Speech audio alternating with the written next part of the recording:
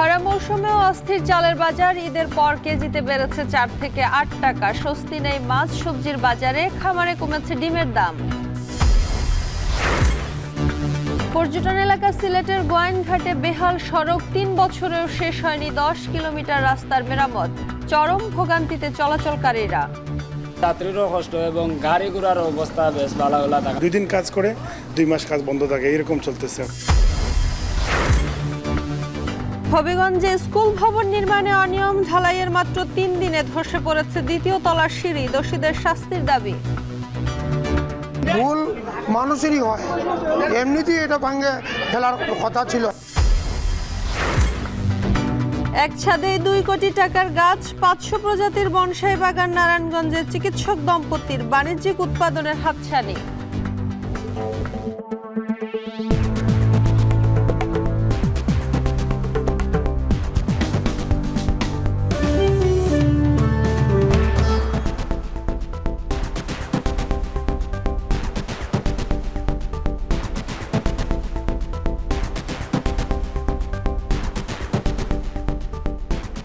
স্বাগত। এখন জনপদে পুরো আয়োজনে আপনাদের সঙ্গে আছে আমি শম্পা বিশ্বাস।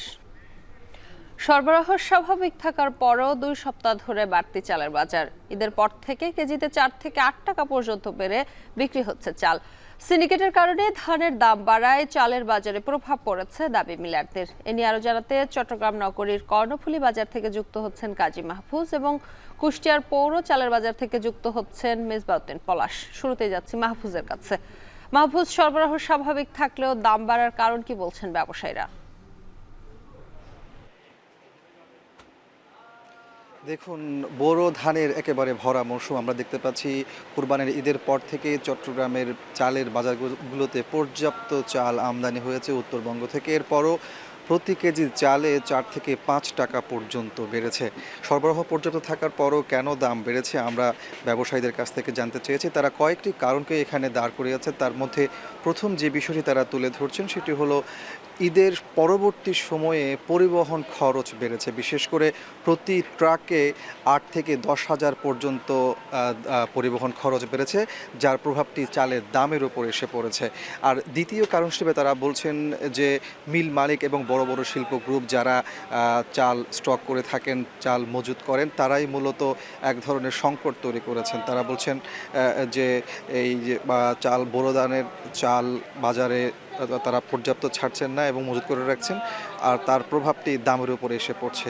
তৃতীয় আরেকটি কারণ এখানে আমরা ব্যবসায়ীদের কাছ থেকে জানতে পারছি যে দীর্ঘদিন ধরে কিন্তু চাল আমদানি হচ্ছে না, ফলে দেশীয় চাল দিয়ে মূলত চাহিদা পূরণ করতে হচ্ছে। সেই জায়গাতে এক ধরনের সুবিধা নেয়ার চেষ্টা করছেন অসাধু ব্যবসায়ীরা। এই 3টি কারণকে মোটা দাগে মূলত চালের দাম বাড়ার কারণ হিসেবেই এখানে যারা ব্যবসায়ী আছেন তারা আমাদেরকে জানিয়েছেন। আর আপনাকে বলে রাখি যে এখানে যারা ক্রেতা আছেন তারা বলছেন যে যেহেতু ভরা মৌসুমে চালের সরবরাহ বেড়েছে, সেই জায়গাতে দাম কমার বদলে যেহেতু বেড়েছে, সেই জায়গায় মূলত মনিটরিং কার্যক্রম যদি জোরদার করা যায় সেক্ষেত্রে হয়তো মানুষ তাদের নাগালের মধ্যেই চাল সংগ্রহ করতে পারবেন, এমনটি বলছেন। তো সব কিছু মিলিয়ে আমার কাছে এ ছিল চট্টগ্রামের কর্ণফুলী বাজার থেকে চালের দরদামের সবশেষ তথ্য। চালের বাজার নিয়ে জানাচ্ছিলেন সহকর্মী কাজী মাহফুজ। এবারে চলে যেতে চাই সহকর্মী পলাশের কাছে। পলাশ, জানাবেন বর্তমানে কোন চালে কত টাকা বৃদ্ধি পেয়েছে, সেই সঙ্গে সিন্ডিকেট ভাঙতে প্রশাসনের পক্ষ থেকে কোনো উদ্যোগ নেওয়া হয়েছে কিনা?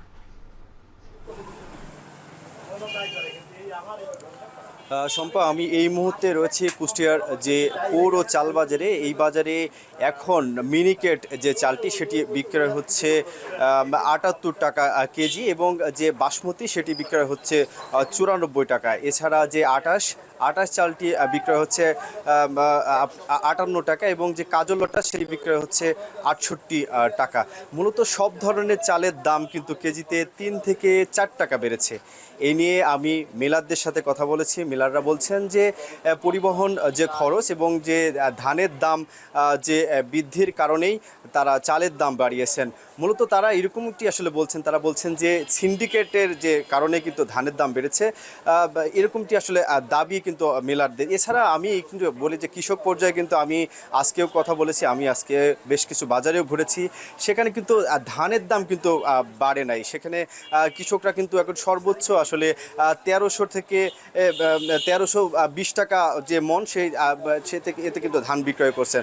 যে এছাড়া যে কৃষকরা কিন্তু সরকারি যে গোদামগুলোতে কিন্তু যে 1440 টাকা যে ধানের যে দর দেওয়া হলেও কিন্তু এতে এই সুবিধা কিন্তু থেকে বঞ্চিত হচ্ছে কৃষকরা। কেননা যে ধান যে যে আপনার যে গোডাউনগুলোতে রয়েছে, যে সেখানে কিন্তু যে ধানগুলো দেওয়ার জন্য যে সরকারি যে গোডাউনগুলো রয়েছে সেখানে ধান দেওয়ার জন্য কিন্তু একটা আলাদা প্রক্রিয়া রয়েছে, তাদের যে কৃষি কার্ড, এছাড়া যে তাদের যে সেই তালিকায় নাম থাকা, এইসব বিষয় কিন্তু তারা কিন্তু না থাকার কারণে কিন্তু বেশ কিছু মানে এখানে কিন্তু কৃষকরা কিন্তু এই সুবিধাটি আসলে পাচ্ছে না।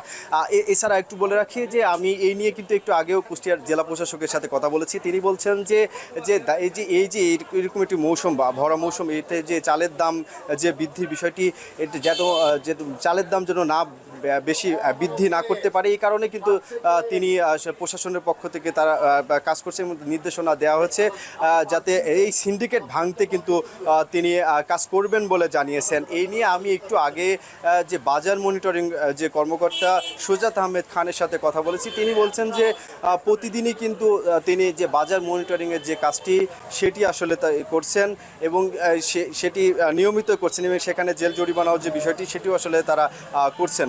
তবে এই বাস্তব চিত্র কিন্তু ভিন্ন রয়েছে, এরকমটি আসলে আমার চোখে পড়েনি। এছাড়া একটু বলে রাখি, আমি যে সাধারণ যারা ক্রেতা রয়েছেন ক্রেতাদের সাথে কথা বলেছি। ক্রেতারা বলছেন যে এইরকম ভরা মৌসুমে যদি চালের দাম এরকম বৃদ্ধি থাকে, এতে কিন্তু তারা বেশ বিপাকে পড়ছেন এবং যে তাদের যে আয় না বাড়ার কারণে কিন্তু তারা যে চাল কিনতে এসে কিন্তু তাদের টাকা শেষ হচ্ছে এবং তারা কিন্তু বেশ বিপাকে পড়ছেন। আর এছাড়া আমি একটু আগে কথা বলেছি যে খুচরা যারা চাল বিক্রেতা রয়েছেন তাদের সাথে কথা বলেছি। তারা বলছেন যে বেশি দামে কিনলে বেশি দামে বিক্রয় হয় এবং কম দামে কিনলেই কম দামে বিক্রয় করেন চাল। এই ছিল আমার কাছে কুষ্টিয়া থেকে শম্পা। চালের বাজারের দরদাম জানাচ্ছিলেন সহকর্মী মেজবাউদ্দিন পলাশ। সপ্তাহের ব্যবধানে ময়মনসিংহের বাজারে বেড়েছে মুরগির দাম। ব্রয়লার ও সোনালী মুরগির দাম কেজিতে বেড়েছে 5 থেকে 20 টাকা পর্যন্ত। এদিকে সিলেটের বাজারে কেজিতে 20 থেকে 40 টাকা বাড়তি দামে বিক্রি হচ্ছে সব ধরনের মাছ। তবে টাঙ্গাইলের বাজারে কমেছে ডিমের দাম। এ নিয়ে বিস্তারিত জানাতে ময়মনসিংহের মেছুয়া বাজার থেকে যুক্ত হচ্ছেন হারুনুর রশিদ, সিলেটের কাজীর বাজার থেকে যুক্ত হচ্ছেন সন্দীপন শুভ এবং টাঙ্গাইলের পার্ক বাজার থেকে যুক্ত হচ্ছেন সহকর্মী কাউসার আহমেদ। শুরুতে যাচ্ছে হারুনের কাছে।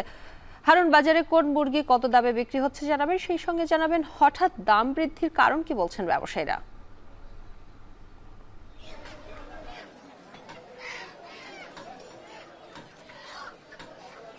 ময়মনসিংহের বাজারে আমরা সকাল থেকে এসেছি এবং এসে যে বিষয়টি দেখতে পেয়েছি যে এখানে মুরগির দাম কিছুটা বেড়েছে, অর্থাৎ গত এক সপ্তাহের তুলনায় 5 থেকে 10 টাকা পর্যন্ত বা 20 টাকা পর্যন্ত প্রকারভেদে বিভিন্ন ধরনের যে মুরগি বাজারে আছে সেগুলোর দাম কিন্তু বেড়েছে। বিশেষ করে ব্রয়লার মুরগি যেগুলো রয়েছে, ব্রয়লার মুরগির দাম বেড়েছে কেজিতে 5 টাকা পর্যন্ত বেড়েছে এবং সোনালী মুরগির দাম প্রকারভেদে বিভিন্ন জাতের সোনালী মুরগি রয়েছে, সেই সোনালী মুরগির দাম কিন্তু কেজিতে 10 থেকে 20 টাকা পর্যন্ত বেড়েছে বলে আমরা ব্যবসায়ীদের কাছ থেকে জানতে পেরেছি। এবং যে দেশীয় মুরগির দাম, সেই দেশীয় মুরগির দামও বেড়েছে কেজিতে 20 টাকা পর্যন্ত। এবং ব্যবসায়ীরা যেটি বলছেন যে আসলে বাজারে ঈদের পরে কিছুটা বাজার কম ছিল এবং মুরগির চাহিদাও কিছুটা কম ছিল। এখন মুরগির চাহিদা বাড়ার কারণে কিন্তু দামও কিছুটা বেড়েছে এবং যে পরিমাণ সরবরাহ বাজারে মুরগির দরকার ঠিক সে পরিমাণ সরবরাহ কিন্তু বাজারে হচ্ছে না এবং যে যারা খামারি পর্যায়ে কিছুটা সংকট দেখা দিয়েছে, যার কারণে কিন্তু মুরগির দাম বেড়েছে বলে আমাদেরকে ব্যবসায়ীরা জানিয়েছেন। তবে বাজারের চাহিদা অনুযায়ী যে সরবরাহ, সেই সরবরাহ কিন্তু রয়েছে, কিন্তু যারা ব্যবসায়ী আছেন তারা যেটি বলছেন যে তারা আগের চেয়ে কিছুটা বেশি দামে মুরগি কিনেন, যার কারণে মুরগির দাম কিছুটা বেড়েছে বলে আমাদেরকে জানিয়েছেন। এবং এখানে বাজারে ব্রয়লার মুরগি বিক্রি হচ্ছে 140 থেকে 150 টাকা কেজি এবং সোনালী জাতের যে মুরগি রয়েছে সেগুলো আকার এবং প্রকার ভেদে সেই মুরগি বিক্রি হচ্ছে 280 টাকা থেকে 320 টাকা পর্যন্ত এবং দেশি জাতের যে মুরগি রয়েছে সেই মুরগিগুলো কিন্তু বিক্রি হচ্ছে। এখানে আমরা জানতে পেরেছি যে 500 থেকে 520 টাকা কেজি কিন্তু বিক্রি হচ্ছে। তবে তবে খাসি এবং যে গরুর মাংসের দাম কিন্তু আগের মতোই রয়েছে, অর্থাৎ খাসির মাংস বিক্রি হচ্ছে 150 টাকা কেজি এবং 1150 টাকা কেজি, এবং গরুর মাংস বিক্রি হচ্ছে 750 টাকা কেজি। তো সব মিলিয়ে এই ছিল আমার কাছে ময়মনসিংহ থেকে বাজার দরের সর্বশেষ খবর। ময়মনসিংহের বাজারে বেড়েছে মুরগির দাম, সেই খবর জানাচ্ছিলেন সহকর্মী হারুনুর রশিদ। এবারে জানাবো মাছের বাজারের খবর। যুক্ত হচ্ছেন সহকর্মী সন্দীপন শুভ। শুভ, বাজারে মাছের সরবরাহ কেমন এবং দরদাম নিয়ে জানাবেন।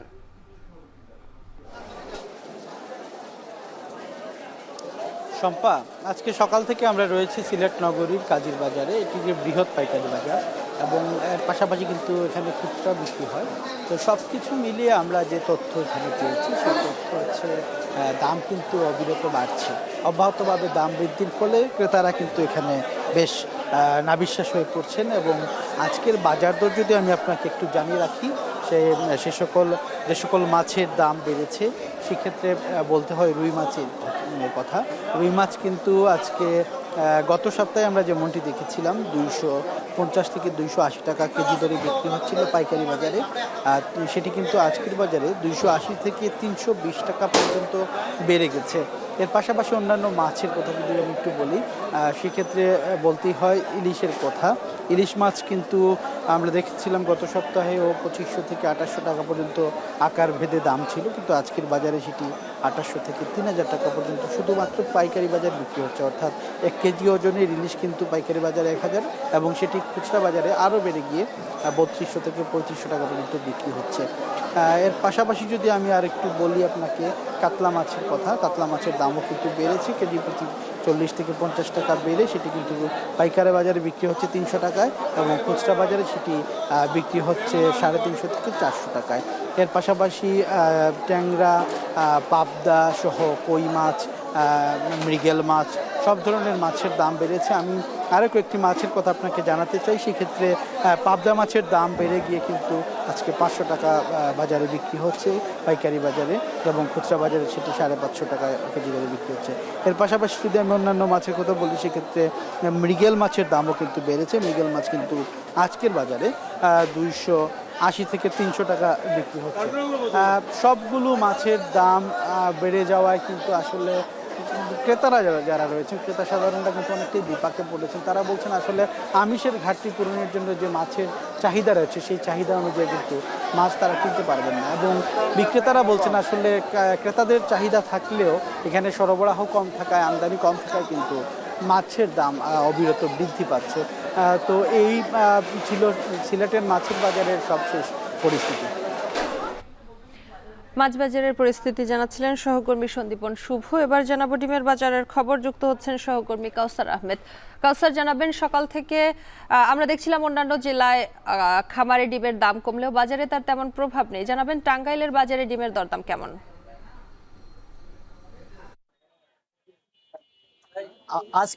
আজকের এই টাঙ্গাইলের পার্ক বাজার সহ আশেপাশের বাজারে 33 থেকে 35 টাকা হালিতে ডিম বিক্রি হচ্ছে। আর আমার পেছনে যে ব্যবসায়ী রয়েছেন তিনি বলছেন যে বিগত কয়েক সপ্তাহের তুলনায় ডিমের দাম অনেকটাই কমেছে। এর কারণ হিসেবে ব্যবসায়ীরা বলছেন যে বিগত যে ঈদের যে 10 দিনের ছুটি গেল, সেই ছুটির কারণে যে খামারিদের মাঝে যে ডিম একত্রে হয়েছে, সেই ডিমগুলো বিক্রি করতে না পারার কারণে ডিম অনেক জমে গিয়েছে খামার থেকে শুরু করে আড়তদার পর্যন্ত যারা রয়েছেন তাদের কাছে। এতে করে ডিমের চাহিদাও কমেছে, দামও কমেছে, যার ফলে একটি দোকানে স্বাভাবিক সময়ে যে পরিমাণ ডিম বিক্রি হয় তার চেয়ে প্রায় অর্ধেক ডিম বিক্রি হচ্ছে। আমার পেছনের দোকানে স্বাভাবিক সময়ে 25 থেকে 26 হাজার ডিম বিক্রি হলেও এই কয়েক সপ্তাহ যাবত ডিমের দাম কমার কারণে এখানে 12 থেকে সর্বোচ্চ 15,000 পিস ডিম বিক্রি হচ্ছে। তবে ব্যবসায়ীরা বলছেন যে আগে একদিনের ডিম একদিন বিক্রি হলেও এখন 1.5 থেকে 2 দিন সময় লাগছে। এর কারণ হিসেবে তারা বলছেন যে বিভিন্ন কারখানা এবং বাসাবাড়ি এবং শিক্ষা প্রতিষ্ঠানে যে পরিমাণ চাহিদা ছিল সেই চাহিদা অনেক কমে গিয়েছে। আর চাহিদা কমার কারণে ডিমের দাম এবং সরবরাহ অনেকটা বাড়লেও ডিমের দাম কমে গিয়েছে। তবে তারা বলছেন যে কয়েকদিন পর এই ডিমের চাহিদা আরো বাড়বে, তখন ডিমের বাজারও স্বাভাবিক হবে। আর জেলা প্রাণী সম্পদ কর্মকর্তা কর্মকর্তা বলছেন যে তারা এই ডিমের উৎপাদন খরচ যাতে কমানো যায় সেই হিসেবে তারা প্রান্তিক পর্যায়ের খামারি যারা রয়েছেন তাদের সাথে কথা বলেছেন। এছাড়াও তিনি জানিয়েছেন যে গেল নভেম্বর মাসে সরকারের পক্ষ থেকে 10 টাকা 80 পয়সা ডিমের দাম নির্ধারণ করে দেওয়া হলেও সেটি কিন্তু এখন বিক্রি করা হচ্ছে না। তবে জেলা প্রাণী সম্পদ কর্মকর্তা জানিয়েছেন যে প্রান্তিক পর্যায়ের খামারিদের টিকিয়ে রাখতে প্রতি মাসে যদি একবার করে ডিমের দাম নির্ধারণ করা হয় তাহলে প্রান্তিক পর্যায়ের যারা খামারি রয়েছেন তারা টিকে থাকবে। তো এই ছিল আমার কাছে পার্ক বাজার থেকে ডিমের দরদাম নিয়ে সবশেষ তথ্য। ডিমের বাজারের পরিস্থিতি জানাচ্ছিলেন সহকর্মী কাউসার আহমেদ। 15তম সামাজিক ব্যবসা দিবস উপলক্ষে সাভারের জিরাবর সামাজিক কনভেনশন সেন্টারে 2 দিনের কর্মসূচি শুরু হয়েছে। উদ্বোধনী অনুষ্ঠানে কথা বলছেন প্রধান উপদেষ্টা অধ্যাপক ডক্টর মোহাম্মদ ইউনূস। আমরা সরাসরি চলে যাচ্ছি সেখানে। And I was guessing 80%, maybe 85% of the audience here are regular participant of the Social Business Day, so it's nothing new. We gathered together not for making speeches, it's to inspire ourselves. We always defined our Social Business Day as an occasion for recharging our batteries. Somehow when we go get things done on something, we feel that maybe we are losing our energy, we need some excitement. So this is the occasion that brings us excitement back to us.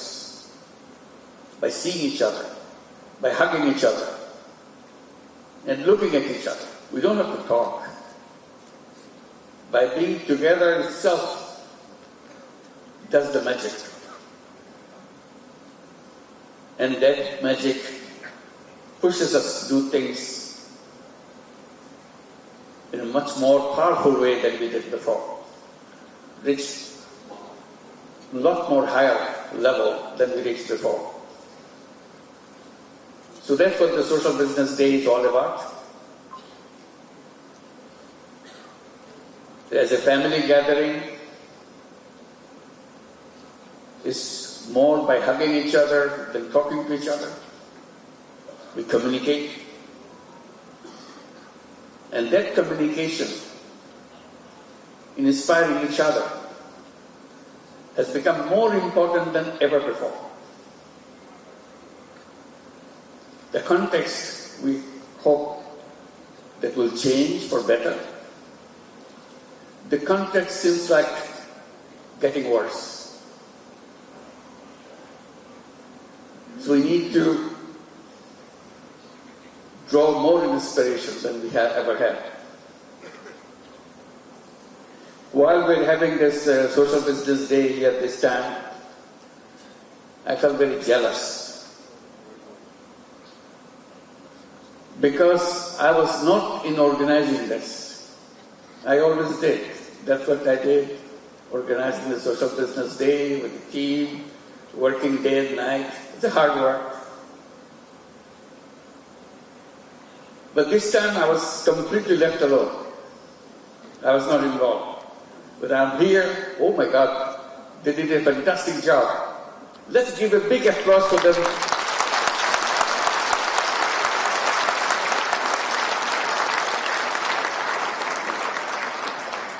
I felt disappointed because they didn't need me.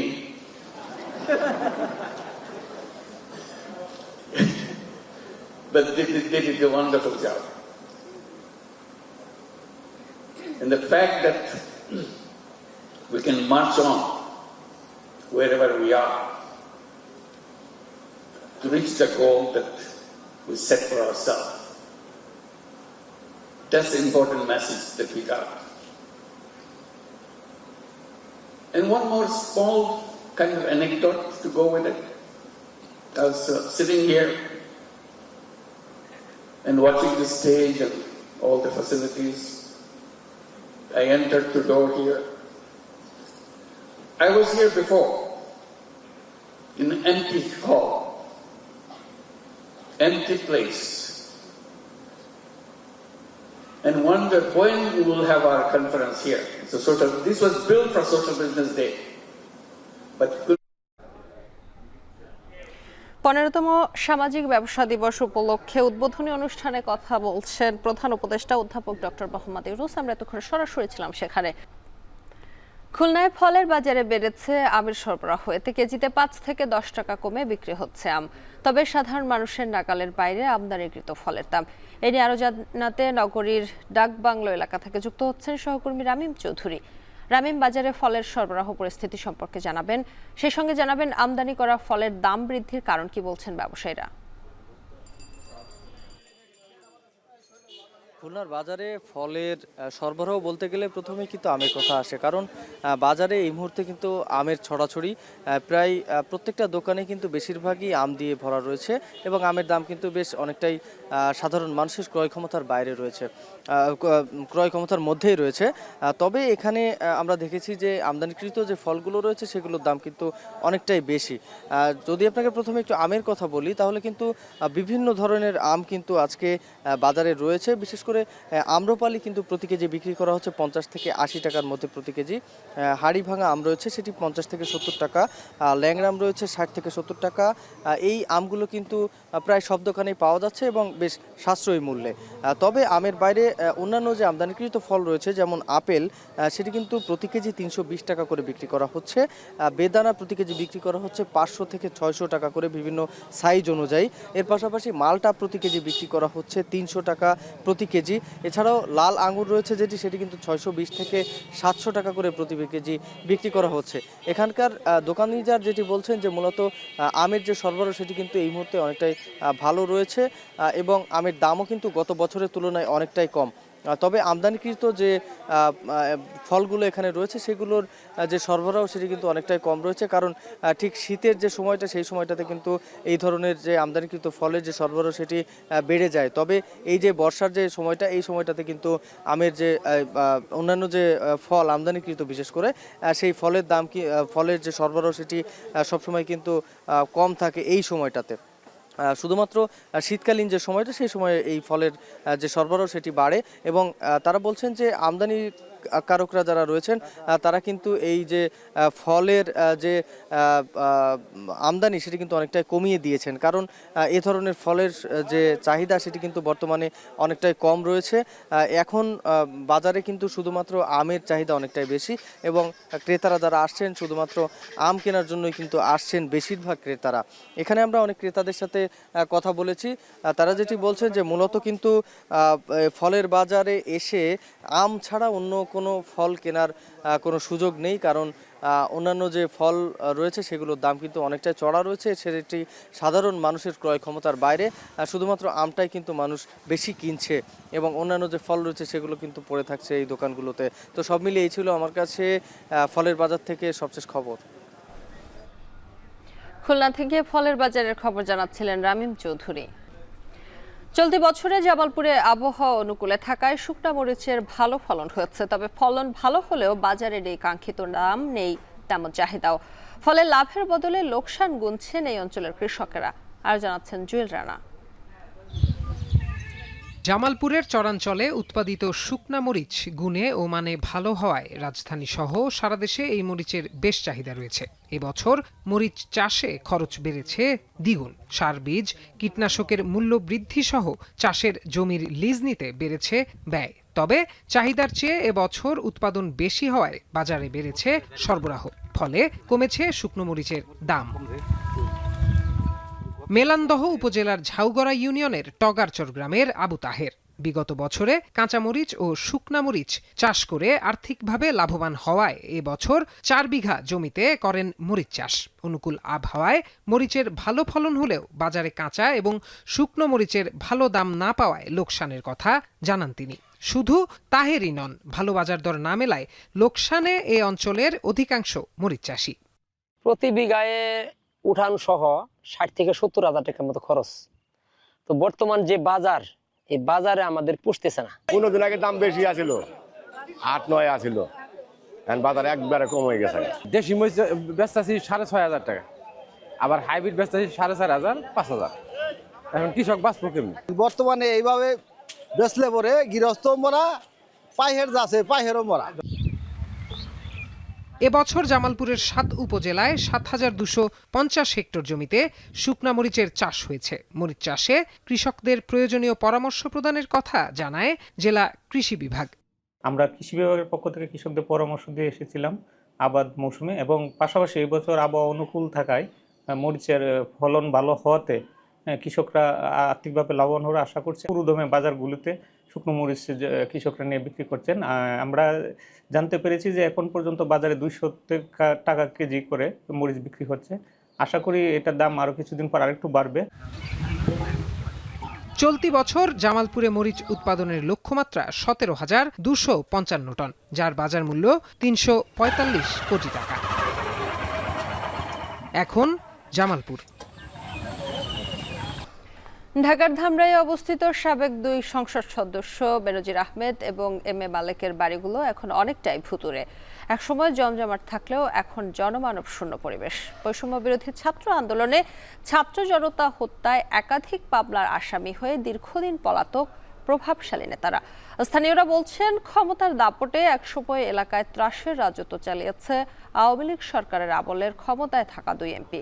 দ্রুত তাদের বিচারের দাবি জানিয়েছেন স্থানীয়রা। আর জানাচ্ছেন হুমায়ুন কবির। একসময় এই বাড়িগুলোতে নেতাকর্মী সহ হাজারো মানুষের ভিড় লেগে থাকতো। প্রভাব প্রতিপত্তি ছিল দৃশ্যমান, কিন্তু এখন তা নীরব। সরকার পতনের পর বাড়িগুলোতে যেন পড়েনি কারো পা। এই বাড়িগুলো ঢাকা 20 আসনের সাবেক সংসদ সদস্য বেনজির আহমেদ ও এম এ মালেকের। দুজনের বিরুদ্ধেই রয়েছে হত্যা মামলা, দুর্নীতি ও অনিয়ম সহ একাধিক অভিযোগ। এরই মধ্যে এম এ মালেক গ্রেপ্তার হয়ে জামিনে মুক্ত হলেও এলাকায় ফেরেননি কেউই। সংসদ সদস্য বেনজির আহমেদ এবং মালেক সাহেব যে সমস্ত দুর্নীতি এবং অপকর্ম ধামরাইতে করেছেন এবং ধামরাইয়ের উন্নয়নের সমস্ত টাকা পয়সা লুটপাট করে দেশের বাইরে নিয়ে গেছেন টাকা পয়সা। বিগত 15 বছর যে ধামরাইবাসী যে দুর্নীতি দেখেছে, আমরা ভবিষ্যৎ প্রজন্ম যারা আছে চাবো না যে আগামীবার এই দুর্নীতিগুলো হোক। এলাকাবাসী বলছেন, ক্ষমতার দাপটে একসময় এলাকায় ত্রাসের রাজত্ব চালিয়েছিল আওয়ামী লীগের এই 2 এমপি। দীর্ঘদিন ধরে তাদের লুটপাট, সরকারি অর্থ আত্মসাতে উন্নয়নের মুখ দেখেনি ধামরাইবাসী। ক্ষমতার নামে মানুষকে লুটপাট করেছে। বিভিন্ন সময়ে তারা, বিশেষ করে বেনজিরের কথা যদি বলা হয়, বেনজির সাহেব মালয়েশিয়ার লুট পাঠানোর কথা বলে প্রায় 20,000 কোটি টাকা লুটপাট করেছে। দখলবাজি করছে, চাঁদাবাজি করছে এবং সন্ত্রাসের সাথে নৈরাজ্য তৈরি করছে। যারা এই দুর্নীতি করেছে এদের আমরা সুষ্ঠু বিচার চাই। পুলিশ বলছে, ধামরাই থানায় সাবেক এই 2 এমপির বিরুদ্ধে একাধিক মামলা রয়েছে। তাদের বিরুদ্ধে দ্রুতই ব্যবস্থা নেওয়া হবে। বেনজির আহমেদ এবং এম এ মালেক, এদের বিরুদ্ধে অত্র থানায় একাধিক মামলা রয়েছে। ইতিপূর্বে এম এ মালেককে গ্রেপ্তার করা হয়েছে এবং 5ই আগস্টের পর থেকে বেনজির আহমেদ পলাতক রয়েছে। তাদেরকে আইনের আওতায় আনার জন্য আমাদের একাধিক টিম কাজ করেছে। ক্ষমতার বলয়ে থেকে অনিয়মকে নিয়মে পরিণত করা এই রাজনীতিবিদরা আইনের আওতায় এলে তা সমাজের জন্য ইতিবাচক বার্তা দেবে বলে মনে করছেন সচেতন নাগরিকরা। হুমায়ুন কবির, এখন, ধামরাই। নতুন করে চট্টগ্রামে করোনায় আক্রান্ত হয়েছেন আরও 13 জন। এ নিয়ে মোট আক্রান্ত দাঁড়ালো 112 জনে। এ নিয়ে আরও জানাতে নগরীর জেনারেল হাসপাতাল থেকে যুক্ত হচ্ছেন ফয়সাল করিম। ফয়সাল, চিকিৎসা নিতে এসে রোগীদের কোনো ভোগান্তিতে পড়তে হচ্ছে কিনা, সেই সঙ্গে জানাবেন ভ্যাকসিন নিতে মানুষের আগ্রহ কেমন? আমরা দেখছি যে করোনার জন্য যে প্রস্তুতি সেগুলো সব কিছুই নিয়ে রেখেছে চট্টগ্রামের যারা স্বাস্থ্য কর্তৃপক্ষ আছে, সিটি কর্পোরেশন আছে এবং চট্টগ্রামের 2টি ডেডিকেটেড হাসপাতালে আমরা দেখেছি যে আসলে করোনা ওয়ার্ডের জন্য আলাদা করে আইসোলেশন রাখা হয়েছে এবং চট্টগ্রামের জেনারেল হাসপাতালেও যেই আইসিইউ, সেই আইসিইউ প্রস্তুত রাখা হয়েছে। তবে কোনো ধরনের রোগীর যেই সংখ্যা সেটা যদি একটু বলতে চাই তাহলে রোগীর সংখ্যাটা কিছুটা কম এবং যে ওয়ার্ডগুলো রয়েছে মোট 45 শয্যার ওয়ার্ড চট্টগ্রামের এই জেনারেল হাসপাতালে 25 শয্যা এবং সিটি কর্পোরেশনের যে জেনারেল হাসপাতাল সেখানে 20 শয্যা প্রস্তুত রাখা হয়েছে আইসোলেশন হিসেবে। তবে রোগী কিন্তু সেভাবে থাকছে না। আমরা আছি চট্টগ্রামের জেনারেল হাসপাতালে। এখানে আজকে সকালে অর্থাৎ যে আইসিইউ আছে সেখানে কিন্তু এক মধ্যবয়স্ক নারী মারা গেছেন, যিনি করোনা ওয়ার্ডে ভর্তি ছিলেন এবং তিনি ঠিক 2 দিন আগে কিন্তু এখানে ভর্তি হয়েছিলেন বলে জানিয়েছেন স্বজনরা। 2 দিন আগেও তিনি সুস্থ ছিলেন, তবে একদিনের ব্যবধানে তার অবস্থা খুব ভয়াবহ হয়ে পড়ে এবং তার যেই ফুসফুস আছে সেখানে কিন্তু পানি জমে যায় বলে এখানে জানিয়েছেন যারা করোনা ওয়ার্ডের আইসিইউর দায়িত্বে আছেন। এবং আমরা যেটি জেনেছি যে এ নিয়ে মোট চট্টগ্রামে মৃত্যুর সংখ্যা দাঁড়ালো 7 জনে এবং আক্রান্ত কিন্তু প্রতিদিন আমরা দেখছি যে ক্রমান্বয়ে বাড়ছে এবং চট্টগ্রামে নতুন করে 13 জন রোগী পাওয়া গেছে, যার কারণে চট্টগ্রামে এই 3 সপ্তাহের ব্যবধানে মোট রোগীর সংখ্যা দাঁড়ালো 112 জন। এবং চট্টগ্রামের মেয়র গতকালকে থেকে চট্টগ্রামের যে জেনারেল হাসপাতাল আছে চট্টগ্রাম সিটি কর্পোরেশনের, সেখানে আনুষ্ঠানিকভাবে টিকা কার্যক্রম এবং করোনা পরীক্ষা কার্যক্রমের উদ্বোধন করেছেন। চট্টগ্রাম থেকে করোনা পরিস্থিতির খবর জানাচ্ছিলেন ফয়সাল করিম। দফায় দফায় কাজের মেয়াদ বাড়িয়েও শেষ হয়নি সিলেটের গোয়াইনঘাট শালুটিকর রাস্তার মেরামত কাজ। গত 3 বছরে 10 কিলোমিটার রাস্তার মেরামত কাজ হয়েছে মাত্র 50%। ফলে ভোগান্তির শেষ নেই পর্যটন এলাকা গোয়াইনঘাটের 4 লাখ মানুষের। অভিযোগ রয়েছে সংশ্লিষ্ট ঠিকাদারি প্রতিষ্ঠান এবং প্রকৌশল বিভাগের গাফিলতির কারণেই এমন দুরবস্থার সৃষ্টি হয়েছে। এর সত্যতা মিলেছে দুদকের অভিযানেও।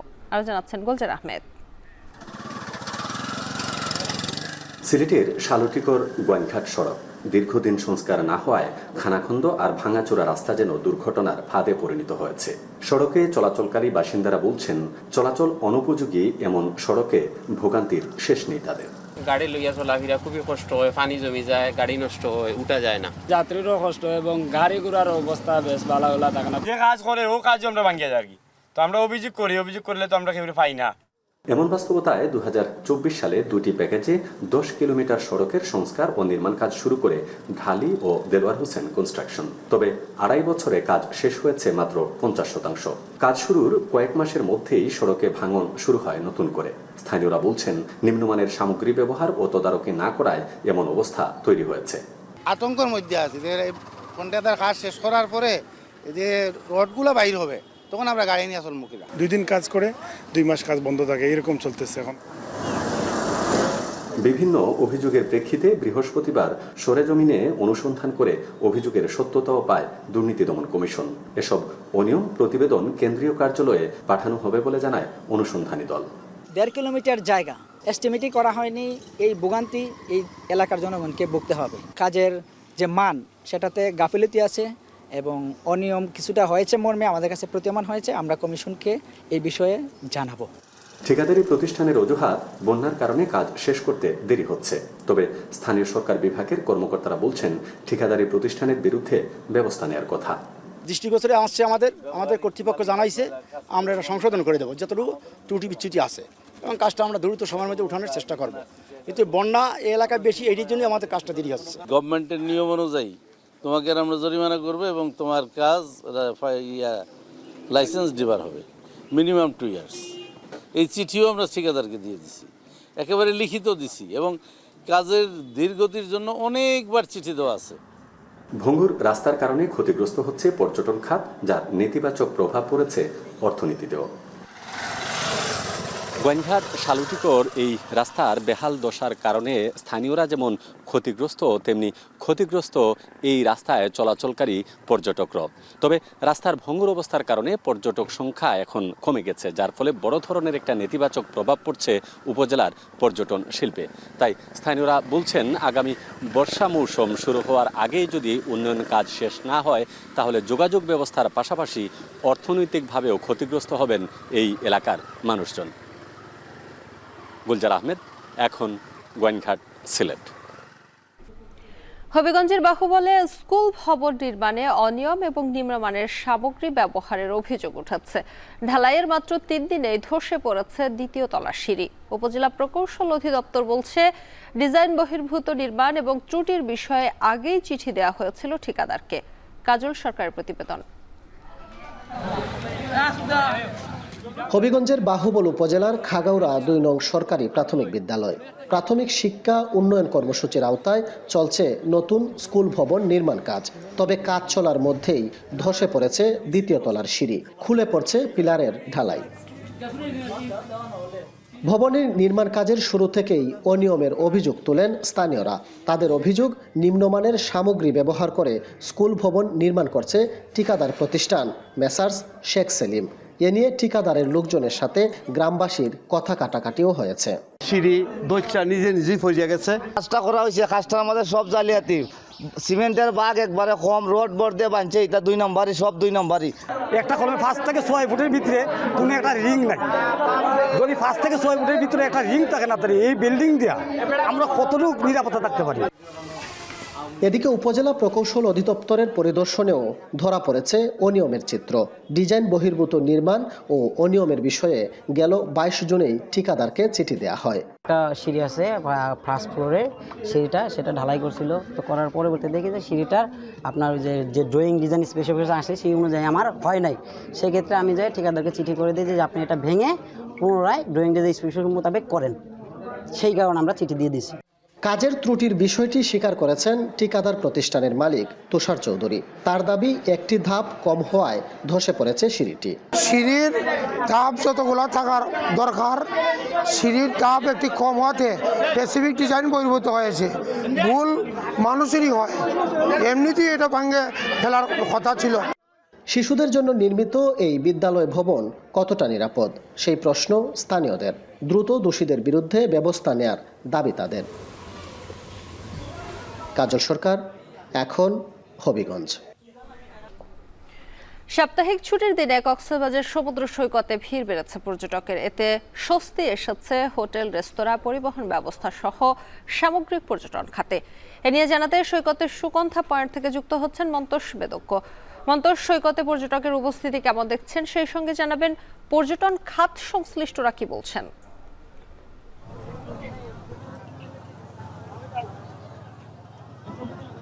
শপা, কক্সবাজারের যে অনিন্দ্য সুন্দর রূপ, এই রূপ বৈচিত্র্য দেখতে কিন্তু দেশের বিভিন্ন প্রান্ত থেকে পর্যটকরা যেমন আসেন, দেশ বিদেশের বিভিন্ন স্থান থেকেও কিন্তু পর্যটকরা এখানে ভ্রমণে আসেন। এবং সকাল থেকে আজকের যে চিত্র, সেটি প্রকৃতি আসলে কি ক্ষণে ক্ষণে এখানে রং পাল্টাচ্ছে। এখানে আমরা দেখছি যে সকালে গুড়ি গুড়ি বৃষ্টি হয়েছে, মাঝে মধ্যে কিছুটা দমকা হাওয়াও ছিল, এবং কিছুক্ষণ আগে আসলে কড়া রোদ সৈকতের আকাশে আমরা দেখেছি। এবং এই মুহূর্তে যে রোদের উত্তাপ, সেটি কিন্তু এই মুহূর্তে নেই। এবং এই যে প্রকৃতির যে রং বদল, সেই বিষয়টি কিন্তু এখানে যারা সমবেত হয়েছেন, পর্যটকরা বিভিন্ন স্থান থেকে এসেছেন, তারা কিন্তু বেশ উপভোগ এখানে করছেন। আমরা সকাল থেকে দেখছি সৈকতে নানা বয়সী মানুষ উচ্ছ্বাসে ভেতরে রয়েছেন। তারা এখানে সমুদ্র স্নান করছেন, এখানে ঘোড়ায় চড়ে, কিংবা এখানে যে জেট স্কি বিচ বাইক গুলো আছে, সেই বিচ বাইক গুলোতে চড়ে কিন্তু তারা এখানে বেশ উপভোগ্য একটি সময় কিন্তু পার করছেন। এবং বিপুল যে পর্যটকের উপস্থিতি ছুটির দিন হিসাবে, এই পর্যটক উপস্থিতির কারণে কিন্তু এখানে যেসব হোটেল, রেস্তোরাঁ কিংবা এখানে পর্যটন নির্ভর যেসব ব্যবসা প্রতিষ্ঠান রয়েছে, এখানে সৈকত কেন্দ্রিক কয়েক হাজার ব্যবসা প্রতিষ্ঠান রয়েছে, এসব প্রতিষ্ঠানে কিন্তু বেচা কেনা বেড়েছে। এবং সমুদ্র সৈকত ছাড়াও এখানকার যে অন্যান্য পর্যটন স্পটগুলো রয়েছে, বিশেষ করে কক্সবাজারের মহেশখালী দ্বীপ রয়েছে, এবং এখানে কক্সবাজার টেকনাফ মেরিন ড্রাইভ সড়কের পার্শ্ববর্তী যে পর্যটন গন্তব্যগুলো রয়েছে, বিভিন্ন দর্শনীয় স্থানগুলো রয়েছে, সেখানেও পর্যটকদের আনাগোনা বেড়েছে। এর বাইরে কক্সবাজার শহরের যে বৌদ্ধ মন্দির এলাকা, কিংবা এখানে যে পার্শ্ববর্তী রামু উপজেলার যে বৌদ্ধ বিহারগুলো রয়েছে, সেখানেও পর্যটকদের উপস্থিতি আমরা দেখতে পাচ্ছি। এবং সেখানকার যেসব ব্যবসা বাণিজ্যের সাথে যারা জড়িত রয়েছেন, তারা কিন্তু বেশ স্বস্তিতে রয়েছেন। মূলত পবিত্র ঈদুল আজহার পর থেকেই তারা স্বস্তিতে রয়েছেন। এবং মূলত পবিত্র ঈদুল আজহার পর থেকেই কক্সবাজারের পর্যটক সমাগম রয়েছে, এবং ছুটির দিনগুলোতে সেটি পর্যটকের যে সমাগম, সেটি উপচে পড়া ভিড়ের রূপ নিচ্ছে, সেটি আমরা দেখতে পাচ্ছি। এবং আগামীকালও কিন্তু কক্সবাজারে ব্যাপক পর্যটক সমাগম থাকবে বলে এখানকার হোটেল ব্যবসায়ীরা আমাদের জানিয়েছেন। সব্বা, এই ছিল কক্সবাজার সৈকত থেকে আমার কাছে সবশেষ। সাপ্তাহিক ছুটির দিনে কক্সবাজার সমুদ্র সৈকতে পর্যটকের ভিড় বেড়েছে, সেই খবর জানাচ্ছিলেন মন্তোষ বেদজ্ঞ। এদিকে বিলুপ্ত প্রায় গাছের সাথে পরিচয় ঘটাতে 2014 সালে মাত্র 1500 টাকার গাছ কিনে ঘরের বারান্দায় বাগান শুরু। পরবর্তীতে ইউটিউব এবং গুগল দেখে বনসাই গাছ তৈরি শেখা। সেই থেকে গত 11 বছরে বাড়ির ছাদে নাগলিঙ্গম, খৈয়া বাবলা, অশোক, পলাশ সহ 500 প্রজাতির বনসাই বাগান করে তোলেন নারায়ণগঞ্জের এক চিকিৎসক দম্পতি। দেশি বিদেশি 2000 বনসাই গাছ রয়েছে তাদের বাগানে। আরো জানাচ্ছেন ইমরান আলী সজীব। নারায়ণগঞ্জের নিমাই কাশারির চিকিৎসক দম্পতি মাহফুজা আক্তার ও ফয়েজ আহমেদ 11 বছর আগে বাড়ির ছাদে গড়ে তোলেন বনসাই বাগান, যেখানে প্রতিটি কোণায় জায়গা পেয়েছে বিলুপ্ত প্রজাতির বনসাই গাছ। তারা জানান শুরুতে শখের বশে 5টি ক্যাকটাস ও 2টি বনসাই দিয়ে শুরু হয় ছাদ বাগানের যাত্রা। এখন সেখানে জায়গা পেয়েছে 500 প্রজাতির 2000 গাছ, যার বাজার মূল্য প্রায় 2 কোটি টাকা। বনসাইয়ের মাধ্যমে প্রকৃতি থেকে যেসব গাছগুলো বিলুপ্ত হয়ে যাচ্ছে সেই গাছগুলোকে খুব ভালোভাবে সংরক্ষণ করা যায় এবং বাচ্চাদের সাথে পরিচয় করিয়ে দেওয়া যায়। এই অনুপ্রেরণা থেকেই আমরা আসলে ছাদ বাগান শুরু করেছি। আমাদের এই বাগানটা আমরা যদি ছাদে বৃহৎ পরিসরে শুরু করতে পারি তাহলে আমাদের বাচ্চাদের জন্য উপকার হবে। মাহফুজা ফয়েজ দম্পতির ছাদ বাগান দেখতে প্রতিদিনই ভিড় করছেন গাছপ্রেমীরা, অনেকে আবার আগ্রহী হয়ে উঠছেন।